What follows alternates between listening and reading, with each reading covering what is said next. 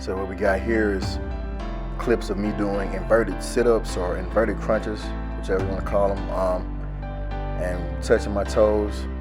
On the first two clips, I'm touching the alternate toe to my alternate hand, like my right hand going to my left toe, left hand going to right toe, and I do 10 with each arm on that. And the following clips after that is just going straight up the middle, and I'm doing 10 repetitions straight up the middle with both hands after that. And this is an exercise that's excellent for your core.